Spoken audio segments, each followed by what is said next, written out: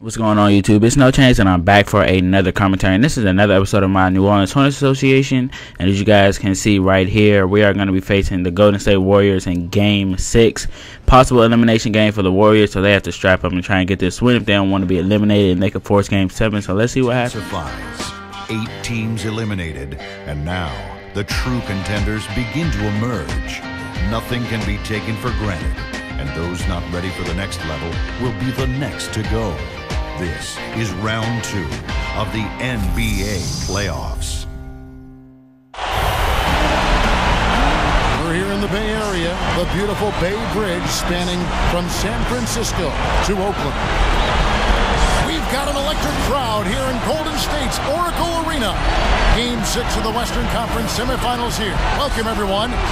Kevin Harlan along with Steve Curry. Alright guys, as you guys can see, their crowd is pumped up. As you guys know, we are playing in Golden State, so we have to, try and go on the road and get this game so we can move on to the next round. As you guys know, last season, this is as far as we got. We only got to the second round, so we are trying to, maybe take baby steps. Hopefully we can get to the finals, but I'm just saying, as far as putting last season in perspective, we want to get at least past the point where we got last year. So it's really important that we can eliminate this team so that we can move on to the next round and face either the Oklahoma City Thunder or the San Antonio Spurs.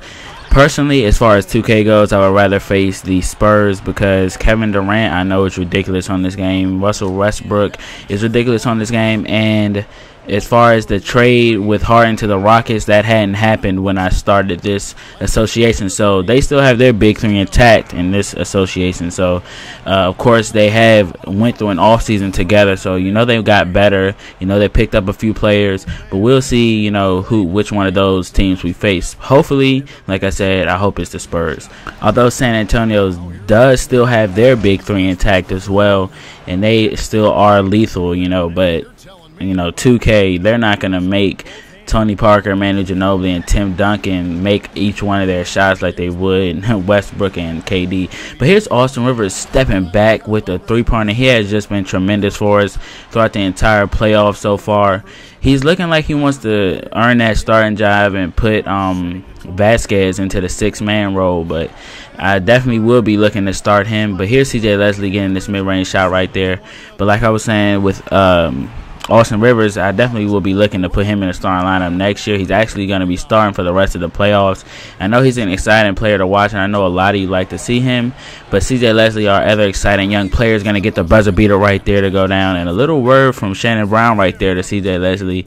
So a little bit of smack talk going on so far in this game. Now I'm just joking, but really, here's Mike Moser. And I asked you guys about his resume, and as I've gathered from you guys' comments, is that he's a really athletic player for UNLV, and get used to seeing him as he catches the alley-oop right there because he's getting a lot of minutes.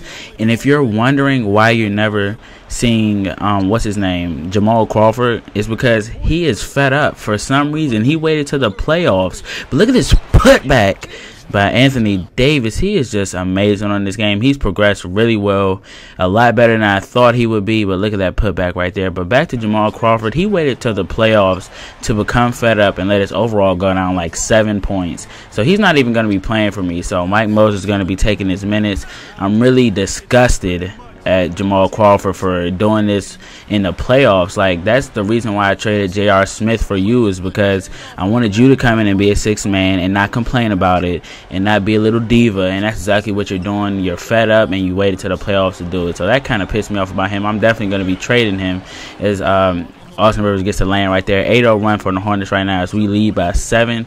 But I'm going to be trading him, and I'm going to be trading Eric Gordon. So like I said in a few previous episodes, I'm going to be doing like a complete guard overhaul, or a shooting guard overhaul, I should say. But we're going into halftime, and I'll come back in the third. The NBA playoffs is in full swing. This is 2K Sports. The New Orleans Hornets have the lead against Golden State. They're just one win away from advancing, and they want to see that win happen today. A nice contribution by Austin Rivers, giving them a lift. He has 8 points and, as usual, a big factor on the glass. And the Warriors are still in it and going all out. Hard to find a lot to like about their performance so far. They'll need to pay much better attention in the second half to the details. The details. Shannon Brown has not had a good showing. An unsightly, untimely shooting percentage. Ugly game. All right, we are now in the third quarter, and the Hornets hold the lead by 7 points. And Steph Curry is just going to throw this alley to David Lee as he just posterizes our guy Anthony Davis. And I know I've used that word a little too much this whole entire playoffs. I believe I've overused it, but hey, you use it when applicable, and that time it was definitely applicable right there. But Shannon Brown is going to miss that shot. Bogut is going to get his shot blocked by Anthony Davis, and Eric Gordon's going to kick this one to Austin Rivers. Austin Rivers running a fast break right there, spin move, getting into the lane, but he's going to find Anthony Davis, and he gets the poster right back and one. Not really a poster, but I call it that just to make Anthony feel better because he really just got destroyed on that dunk by David Lee. But yeah, he gets the and one right there, and he's going to try his best to convert right here to make the Hornets lead 8 points, and he does just that right there. But here, look at this play by Andrew Bogut. Andrew Bogut's going to get around Spencer Hawes and just slam that one. That was a complete Space Jam dunk. And if you don't know what I'm talking about, go watch Space Jam, and when you see the dunk, you'll know which one I'm talking about. But yeah, he just stretched his arm so far on that dunk, but a really good play. But we are still leading by 8, and CJ Leslie is going to make this long range 2 in traffic. Didn't expect him to make that one as Eric Gordon gets in the lane for the lane right there. And we are now leading by 11 points, so the Hornets have a chance to run away with this lead. As Shannon Brown's going to cut it right back down to single digits, and the Hornets are now only leading by 6. And we're going to throw the alley up to Anthony Davis from Eric Gordon. And we love throwing those alley-oops, and we're pretty much just looking how we have all season. And let me tell you guys, Andre Iguodala, like you see right there, right on cue, only has 10 points in the fourth quarter. Not really playing well this game, missing a lot of his shots. So we have really been going to Spencer Hawes, CJ Leslie, Austin Rivers, and Anthony Davis a lot this game as CJ Leslie gets that one right there. The scoring from Andre Iguodala just wasn't there tonight, and what a blooper play right there from Anthony Davis, but he ends up recovering from it with a standing dunk right there. And like I said, Andre Iguodala just really cold this game, and we've really been going to our backups and other key players for the bulk of our scoring tonight. Like Anthony Davis, I believe he can score like 30 sometimes if I really give him enough touches, but I really don't. But Austin Rivers is just beasting right now. His crossover is so sick on this game.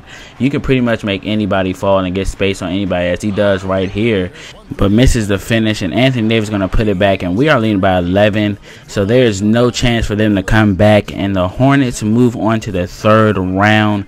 So doing more than what they did last year, that's a really big step for the franchise, for the organization, and these players who were there last year, they know how it feels to be eliminated in this round, and it's really important for them to move on to the third one. And as you guys are going to see in a second, we're going to take a look at a Game 7 between the Spurs and the Oklahoma City Thunder. Winner, of course, will be facing in the conference finals. So, like I told you earlier in the video, I'm hoping and